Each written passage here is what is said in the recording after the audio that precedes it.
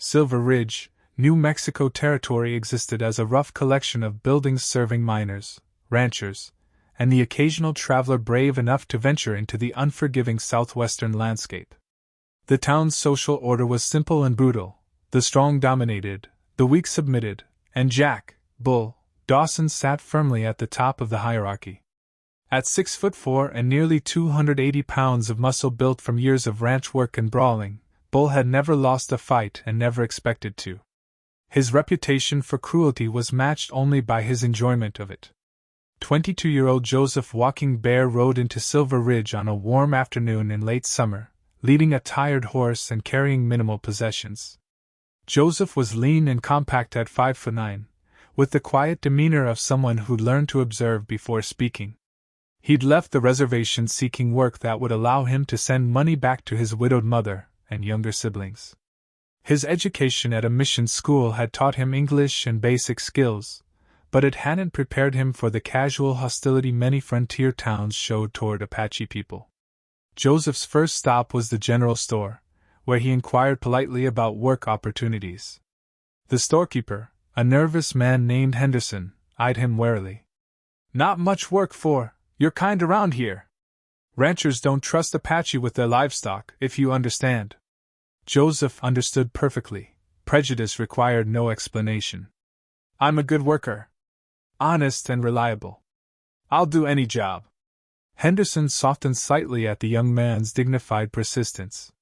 "Try the livery stable. Old Marcus might need help. He doesn't pay much, but he's fair." Joseph thanked him and headed toward the stable, but his path took him past the Silver Bull Saloon, where Jack Dawson held court most afternoons, drinking and entertaining cronies with crude stories and displays of dominance. Dawson spotted Joseph through the saloon's open doors, an Apache man walking alone, an easy target. "Hey, Indian!" Bull's voice boomed across the street. "Where you think you're going? We don't allow savages wandering free in civilized towns." Joseph paused, every instinct telling him to keep walking, but years of mission school discipline in respectful engagement made him turn and respond politely. "I mean no trouble, sir. Just passing through looking for honest work." His calm courtesy seemed to infuriate Bull rather than mollify him. The big man stood and stepped into the street, his three regular companions, Pike, Henderson's brother Tom, and a man called Snake, following with anticipatory grins.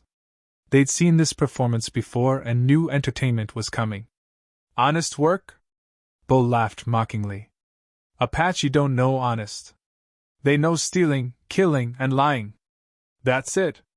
He circled Joseph slowly, using his size to intimidate. Joseph stood still, hands visible and non-threatening, but his dark eyes tracked Bull's movement with a warrior's awareness that Bull was too arrogant to recognize.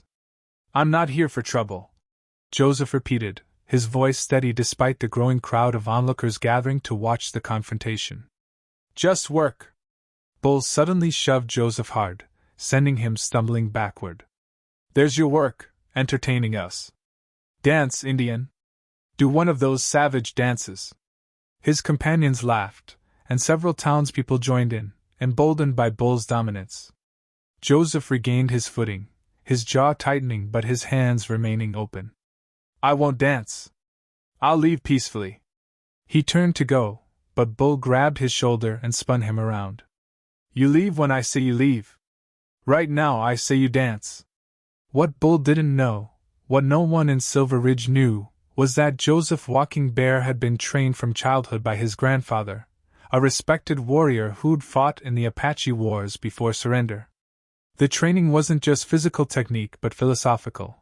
A warrior's greatest strength was restraint, violence only as absolute last resort, and the understanding that every action carried consequences beyond the immediate moment.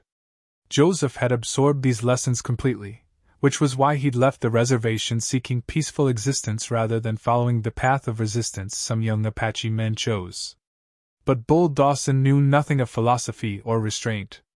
He knew only that his size and reputation made him untouchable, that he could humiliate anyone without consequence, that the town's fear of him was a form of power he enjoyed wielding. He shoved Joseph again, harder this time. I said dance. When Joseph still refused, Bull grabbed the front of his shirt and lifted him partially off the ground, demonstrating his strength. Maybe you need more convincing. Joseph's training kicked in automatically, not the violence, but the awareness. He analyzed Bull's stance, breathing, balance, weak points. He noted the angle of the bigger man's neck, exposed and vulnerable as he leaned down to intimidate. He saw the whiskey-loosened coordination, the arrogant carelessness of someone who never faced a real threat. And he knew, with absolute certainty, that he could end this confrontation with precision his grandfather had drilled into him for years.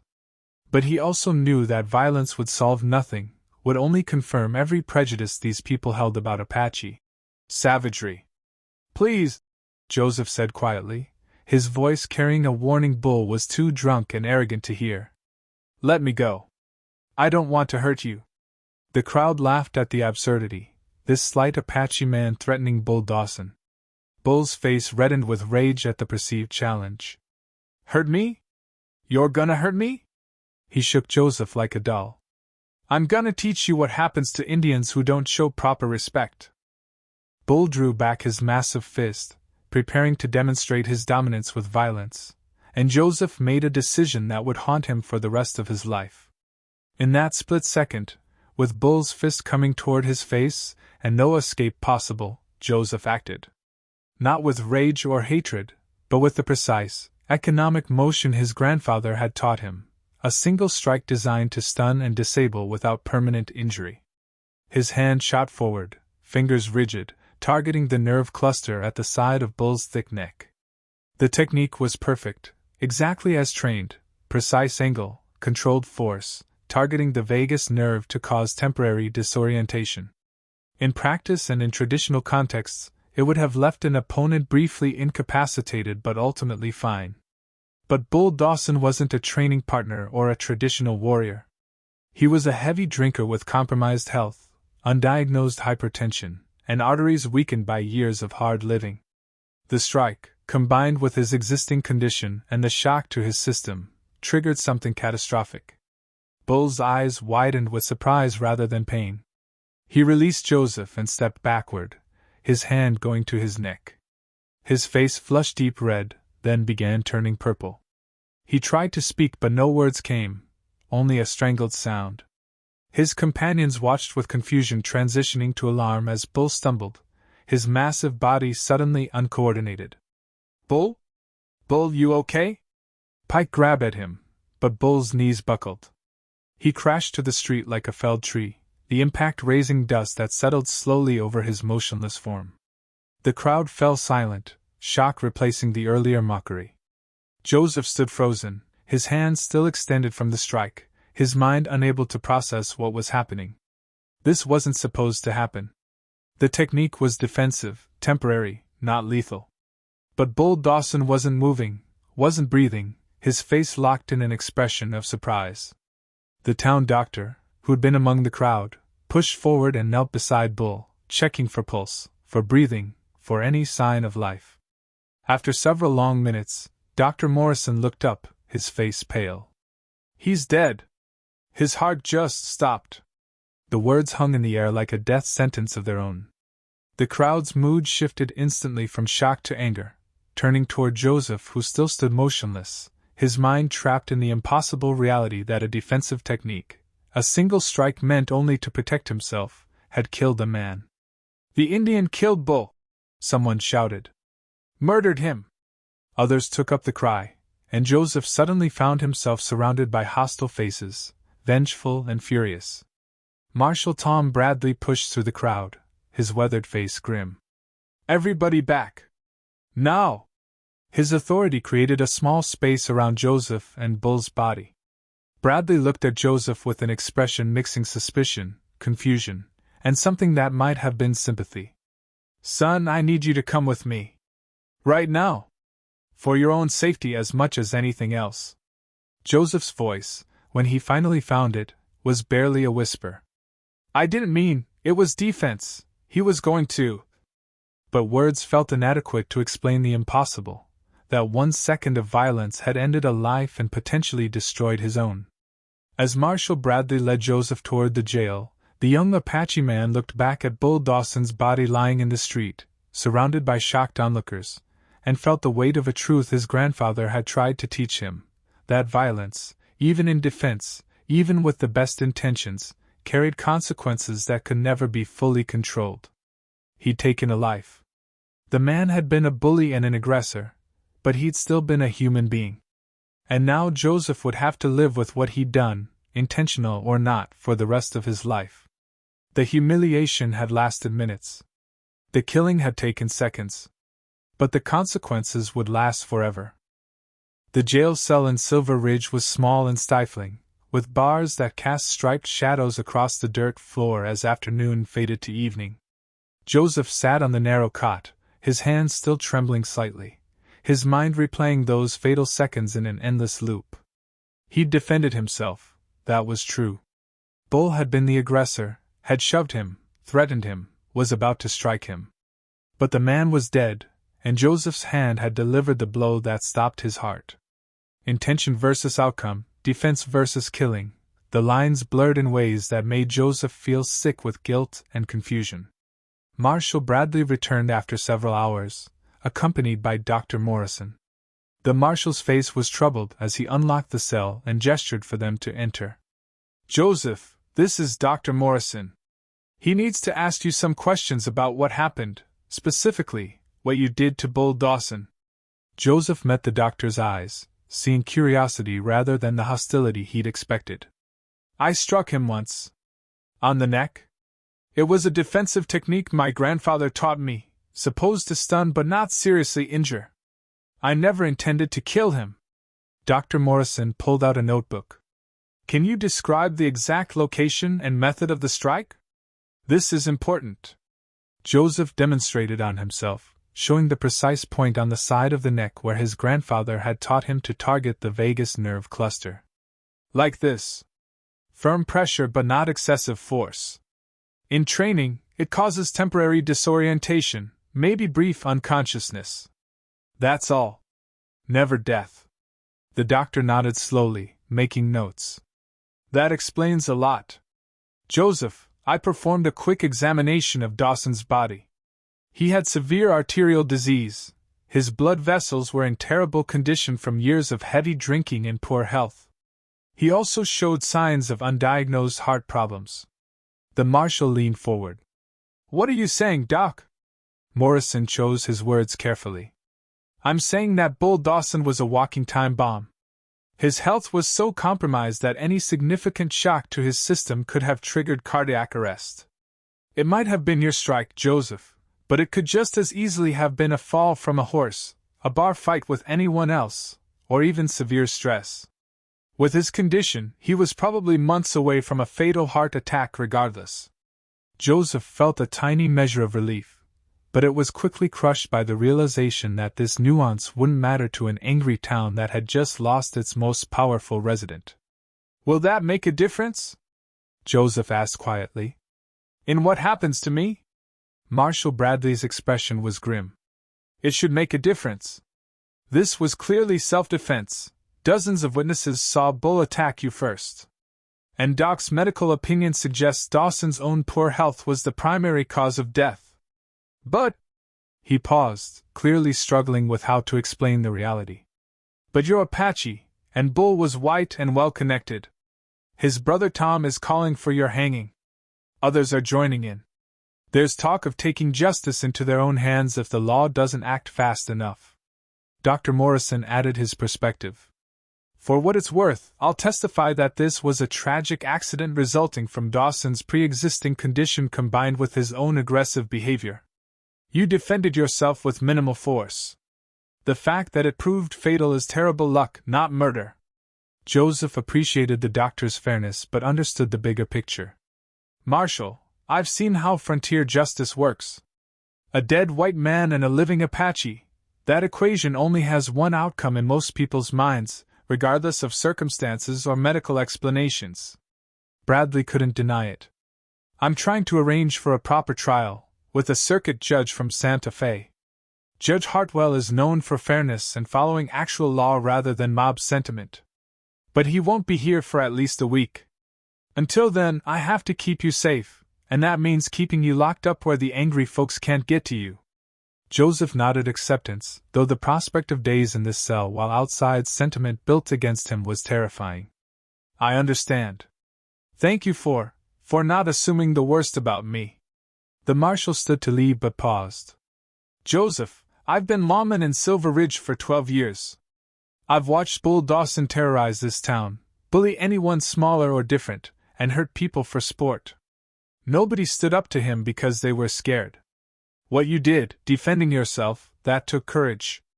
The outcome was tragic, but the fault lies with a man who spent his life provoking violence and finally found someone who could respond. That's my personal opinion. Officially, we'll let the law decide. But personally, I don't think you're a murderer." After they left, Joseph lay back on the cot and stared at the ceiling. His grandfather's voice echoed in his memory. "A warrior's greatest victory is the fight he prevents, not the enemy he defeats. But if you must fight, fight with precision and end it quickly. Then carry the burden of what you've done with honor." Joseph had ended it quickly, too quickly, with consequences he'd never imagined.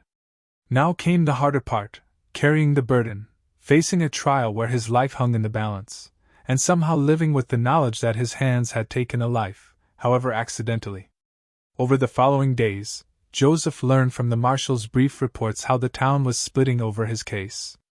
Bull's cronies and family demanded immediate hanging, calling it murder and refusing to accept any talk of self-defense or medical complications.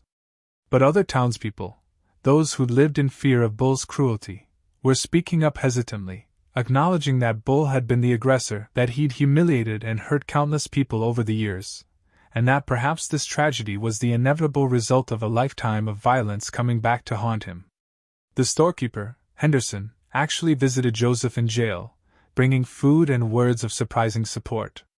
"My brother Tom is calling for your head. He and Bull were close.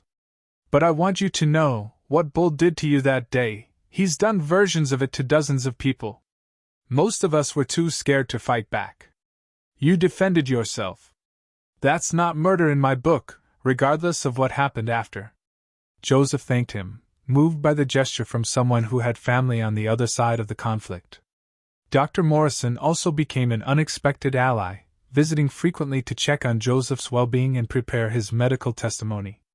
"I've been researching similar cases," the doctor explained one evening. "Deaths from vagus nerve stimulation combined with pre-existing heart conditions. They're rare but documented. Your technique isn't inherently lethal. Dawson's compromised health made him uniquely vulnerable. Any competent court should recognize this as tragic accident during legitimate self-defense, not murder." But Joseph knew that should, and would, were different things, especially when the defendant was Apache and sentiment was inflamed. His fate would depend on Judge Hartwell's fairness, the testimony of witnesses, and whether 12 jurors could see past prejudice to recognize the truth, that he defended himself with a technique never meant to kill, against an aggressor whose own poor choices had made him vulnerable to tragic outcome. The humiliation had been public and deliberate. The death had been accidental and instant. Now Joseph waited to learn whether justice could distinguish between the two. Judge Samuel Hartwell arrived in Silver Ridge 1 week after Bull Dawson's death, bringing with him a reputation for strict adherence to law over local sentiment. At 62, Hartwell had served as territorial judge for 20 years, earning respect, and occasional resentment, for refusing to let prejudice or popularity influence his courtroom. The temporary courthouse was established in Silver Ridge's largest building, the Community Hall, hastily arranged with rough benches for spectators and a makeshift bar separating the proceedings from the packed crowd. Joseph Walking Bear stood trial for manslaughter. The prosecutor, a territorial attorney named William Cross, had recognized that proving premeditated murder would be impossible given the circumstances. Cross's strategy instead focused on arguing that Joseph had used excessive and deadly force against an unarmed man, regardless of who'd initiated the confrontation. "Ladies and gentlemen of the jury," Cross began, his voice carrying theatrical gravity. "Jack Dawson was a pillar of this community, a large man, yes, but unarmed. The defendant, trained in savage fighting techniques, killed him with a single blow. This wasn't defense, it was lethal attack disguised as defense. Joseph's defense attorney, Marcus Freeman, was a young lawyer from Santa Fe who'd taken the case partly because of the interesting legal questions it raised and partly because he recognized the injustice of the situation. Freeman had interviewed witnesses extensively and prepared a defense emphasizing self-defense law, medical evidence, and the reality of Bull's aggression. The prosecution wants you to believe my client is a trained killer who murdered an innocent man. The truth is simpler. Joseph Walking Bear defended himself against a violent aggressor twice his size, using minimal force that tragically had unexpected consequences due to the aggressor's own poor health. The first witnesses were townspeople who'd observed the confrontation. Their testimonies varied in detail but agreed on the essential facts. Bull had initiated the encounter, had shoved Joseph multiple times, had grabbed and lifted him, and was preparing to strike when Joseph defended himself. Pike, one of Bull's companions, tried to paint Joseph as having provoked the encounter, but under Freeman's cross-examination, he admitted that Bull had called out to Joseph first, that Joseph had tried to leave peacefully, and that Bull had physically restrained him. Dr. Morrison's testimony proved crucial. He explained in clear terms for the jury how Bull Dawson's severe arterial disease and heart condition had made him uniquely vulnerable to any shock or trauma. In my medical opinion, Mr. Dawson was a man living on borrowed time. The strike to his vagus nerve, which in a healthy person might cause brief unconsciousness at worst, triggered cardiac arrest in someone whose cardiovascular system was already severely compromised. This wasn't murder. It was a perfect storm of unfortunate circumstances. Cross challenged the doctor aggressively. But without the defendant's strike, Bull Dawson would still be alive, correct? Morrison held firm. In the immediate sense, perhaps. But Bull Dawson's lifestyle and health condition meant he was likely to die from cardiac arrest within months regardless. The defendant's action may have been the trigger, but Bull Dawson's own choices created the loaded gun, so to speak. The analogy was effective, and Freeman made sure the jury understood its implications. The most powerful testimony came from an unexpected source, a woman named Sarah Mitchell, a widow who ran a boarding house. She took the stand with obvious nervousness but spoke with quiet conviction. Bull Dawson hurt my son 3 years ago. Beat him badly for bumping into him accidentally. My boy was 14. Bull was never charged because everyone was too afraid to press charges. I've watched Bull terrorize this town for years. What happened to him was tragic, but it was also inevitable. You can't spend your life attacking people and expect it to never end badly. Cross objected strenuously, arguing that Bull's character wasn't on trial, but Judge Hartwell allowed the testimony under the principle that the deceased's pattern of violence was relevant to assessing whether the defendant's fear of harm was reasonable. Several other townspeople followed Sarah's lead, testifying about Bull's history of violence and intimidation. The picture that emerged was damning. Bull Dawson had been a serial aggressor who'd finally picked the wrong target, and his death, while tragic, was the consequence of his own actions.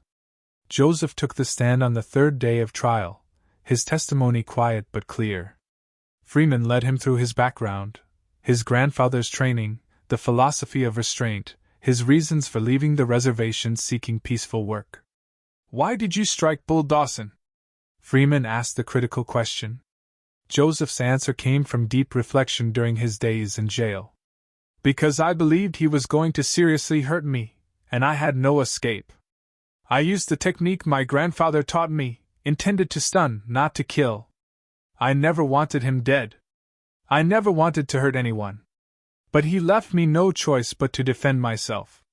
Cross's cross-examination was aggressive, trying to paint Joseph as a dangerous man trained in deadly techniques who'd overreacted to simple bullying. But Joseph's demeanor, quiet, thoughtful, clearly burdened by guilt over the outcome, made Cross's characterization seem overblown. When Cross asked, "Do you regret killing Bull Dawson?" Joseph's answer was completely honest. Every moment of every day. I wish I'd walked away sooner, wished I'd found any other solution. A man is dead because of my action, and that will haunt me forever, regardless of what this court decides. The closing arguments took place on the afternoon of the third day. Cross made an emotional appeal. A man is dead. Whatever his flaws, whatever the circumstances, Joseph Walking Bear's action killed him. Justice demands accountability for taking a life. Freeman countered with law and logic. Self-defense is not just a right, it's a fundamental principle of justice. My client faced an aggressor twice his size, with no escape, and defended himself with minimal force. The tragic outcome resulted from the aggressor's pre-existing health conditions and his own violent behavior. Punishing someone for defending their life sets a dangerous precedent that would make every person vulnerable to anyone larger and more aggressive. Judge Hartwell's instructions to the jury were careful and precise, explaining the legal standards for self-defense, the burden of proof for manslaughter, and the requirement that they judge based on facts and law rather than emotion or prejudice. The jury deliberated for 6 hours, their division apparent in the length of their discussion. Finally, they returned with their verdict. The foreman, a rancher named Mitchell who'd known both Bull and Joseph slightly, stood to deliver the decision. We the jury find the defendant, Joseph Walking Bear, not guilty of manslaughter. The courtroom erupted in mixed reactions, relief from some, outrage from others. Judge Hartwell gavelled for silence. Order! I will have order! When quiet resumed, he addressed Joseph directly. Mr. Walking Bear, this jury has found that you acted in legitimate self-defense, and that the tragic death of Jack Dawson resulted from circumstances beyond your reasonable control. You are free to go. However, he paused significantly. I want you to understand that while you're legally innocent, you'll carry the weight of having taken a life. Use that burden wisely. Make it mean something. You're free. Joseph felt relief crash over him like a wave, followed immediately by the complicated emotions he'd been holding back during the trial. He was free, but a man was still dead. He'd been found innocent, but guilt would follow him regardless of the verdict. As Marshal Bradley removed the restraints and Freeman shook his hand with genuine warmth, Joseph looked around the courtroom at the divided faces, some celebrating justice served, others furious that an Indian had escaped punishment for killing a white man. The verdict had resolved his legal status but not the community's conflict. The humiliation had taken minutes. The killing had taken seconds. The trial had taken 3 days. But the real reckoning, living with the aftermath, would take a lifetime. The days following Joseph's acquittal were complicated and tense. While legally free, he remained in Silver Ridge, partly because he had nowhere else to go immediately and partly because he felt a strange obligation to the place where everything had happened. The town's division over the verdict was stark. About half viewed Joseph as someone who'd defended himself against a notorious bully and deserved his freedom, while the other half, led by Bull's brother Tom and his former cronies, considered the verdict an outrage and Joseph a murderer who'd escaped justice. Marshal Bradley advised Joseph to leave town quickly for his own safety, but Joseph surprised himself by refusing. I need to make peace with what happened, he explained to the marshal. Running away won't change that Bull Dawson is dead because of my action. I need to acknowledge that somehow, to try to understand how to live with it. Bradley respected the decision while warning. Some folks won't make it easy for you. Tom Dawson's got a lot of anger and nowhere to put it. Joseph found work at Marcus, the livery stable owner's business, the same place he'd been heading when Bull intercepted him that fateful day. Marcus, a taciturn man in his 60s, had testified at the trial about Bull's pattern of harassment, and had no sympathy for the deceased. Bull got what was coming to him. You defended yourself. Far as I'm concerned, that's the end of it. You work hard, I'll pay fair. Deal? It was more acceptance than Joseph had expected, and he threw himself into the work, mucking stalls, tending horses, repairing tack, grateful for physical labor that temporarily quieted his churning thoughts. A week after the trial, Dr. Morrison sought Joseph out at the livery. I wanted to give you this, the doctor said, handing Joseph a folded paper. It's a medical article I wrote about the case, anonymously, of course, using no names. I'm submitting it to a medical journal because I think it's important for doctors to understand how pre-existing cardiovascular conditions can make certain traumas unexpectedly lethal. Your case, as tragic as it was, has educational value for medical science. Joseph read the article, seeing his experience transformed into clinical language about vagus nerve stimulation and cardiac vulnerability. It was oddly comforting to see the events framed in terms of medical phenomena rather than personal guilt. Does this help? Joseph asked. Reading about it like this? Morrison nodded thoughtfully. I hope it helps you understand that what happened wasn't simply you killing someone. It was a convergence of factors: Bull's aggression, his poor health, the precise location of your defensive strike, bad timing. You were one factor among many. That doesn't erase your responsibility to carry what happened with honor, but it should prevent you from carrying more guilt than is warranted. The doctor's words offered perspective Joseph needed, though they couldn't erase the fundamental reality that his hand had delivered the fatal blow. The confrontation Joseph had been dreading came 2 weeks post-trial. Tom Dawson cornered him outside the general store, his face flushed with anger and grief. You killed my brother! The law might have let you walk, but that don't make it right. Joseph didn't run or fight. He simply stood still and met Tom's eyes. You're right. I did kill your brother, and I'm sorry. Not sorry I defended myself, he gave me no choice. But sorry a man died, sorry you lost family, sorry the whole thing happened. I wish I could change it. I can't. Tom seemed taken aback by the direct acknowledgement rather than defensive justifications. His anger faltered, replaced by confusion and pain. Bull he had problems, I know that. Drank too much, got mean. But he was still my brother. And now he's gone. Joseph's response was quiet but firm. I understand grief. I lost my father when I was young. I know that emptiness. But Tom, your brother attacked me. He'd attacked others before. What happened was a terrible accident during my defense, not murder. Punishing me more won't bring him back or heal your grief. They stood in tense silence for a long moment. Finally, Tom spoke, his voice thick with conflicting emotions. I don't forgive you. Maybe I never will.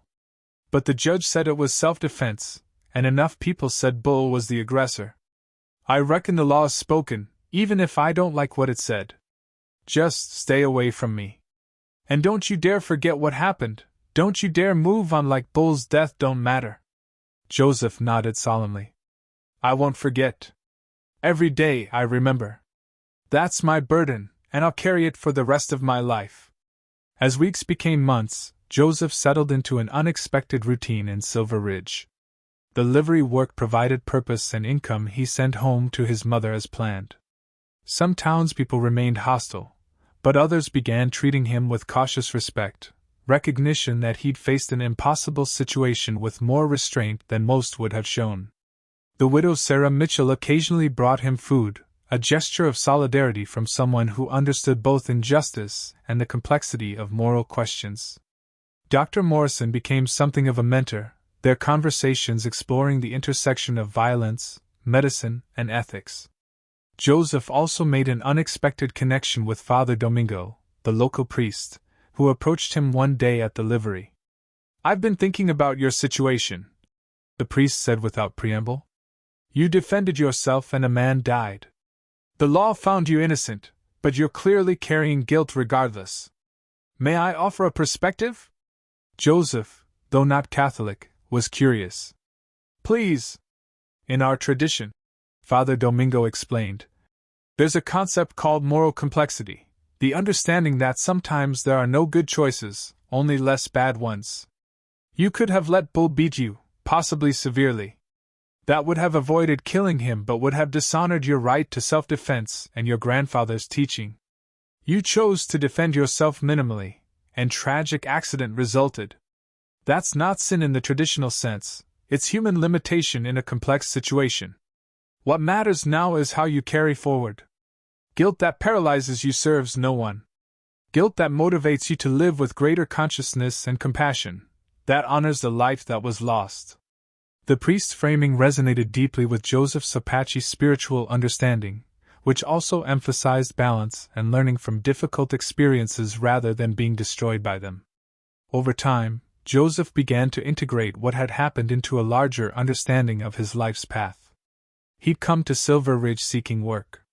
He'd been forced to defend himself. A man had died in terrible accident. He'd been tried and acquitted.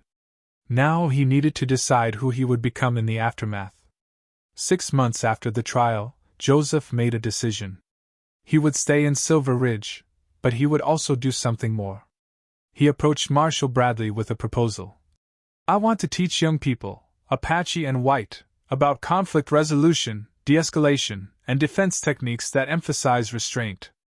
My grandfather taught me that a warrior's greatest skill is avoiding fights, and when unavoidable, ending them with minimal harm. I failed that last part, and someone died. But maybe I can help others learn better than I did." Bradley was initially skeptical but grew interested as Joseph explained his vision: workshops for youth teaching awareness, de-escalation, reading situations, and only as last resort, defensive techniques with heavy emphasis on control and legal/moral consequences. "You'd be admitting your technique killed someone," Bradley pointed out. "That takes courage." Joseph nodded. "It takes honesty. Bull Dawson died because multiple factors converged badly: his aggression, his health, my defensive strike, bad luck. Young people should understand all of it, not just the simple version where I'm either hero or villain. The truth is more complicated and more useful." The program started small, with just a handful of young men and women attending. But Joseph's obvious sincerity, his willingness to discuss what had happened to him without excuse or boast, and his practical teaching that emphasized thinking over fighting gained respect. Dr. Morrison contributed by teaching basic first aid and explaining how violence could have unexpected medical consequences. Marshall Bradley participated by explaining legal aspects of self-defense laws.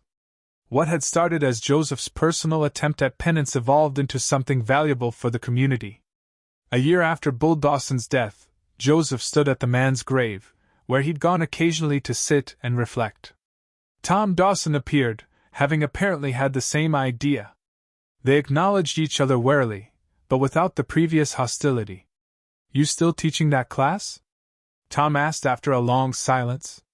"I am," Joseph confirmed. "Trying to help young people avoid situations like what happened between Bull and me." Tom was quiet, then said something Joseph hadn't expected. "Bull might have lived longer if someone had taught him restraint when he was young. Maybe my nephew could learn something from you." It wasn't forgiveness. Tom still grieved his brother and likely always would hold some resentment toward Joseph. But it was acknowledgement of complexity, recognition that the past couldn't be changed but the future might be shaped differently. Joseph thanked him sincerely. After Tom left, Joseph remained at the grave, speaking quietly to a man who couldn't hear. "I'm sorry you're dead.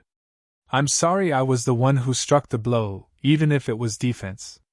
But I'm trying to make your death mean something beyond just tragedy.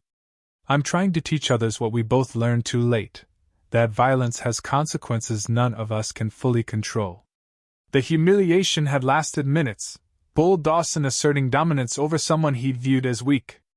The killing had taken seconds, a single defensive strike that triggered cascading medical failures in a man whose body was already compromised. The trial had taken days, 12 people weighing evidence and law to determine legal responsibility. But the real consequence, the true reckoning, was measured in the years Joseph Walking Bear spent carrying the weight of having taken a life, however accidentally, and choosing to transform that burden into wisdom he could share with others. He never forgot Bull Dawson. He never stopped feeling the complicated guilt of justified defense that nonetheless ended fatally. But he also never let that guilt paralyze him into uselessness. Instead, he built a life of purpose from the ruins of that terrible day, teaching restraint he'd practiced and consequence he'd learned too well. The town bully had humiliated a young Apache man and was killed with a single punch in seconds, but the story didn't end with that death. It continued in every young person Joseph taught to choose wisdom over violence, in every conflict de-escalated before it became tragic, in the slow, difficult work of building meaning from loss. That was the real story, not the dramatic end, But the purposeful aftermath,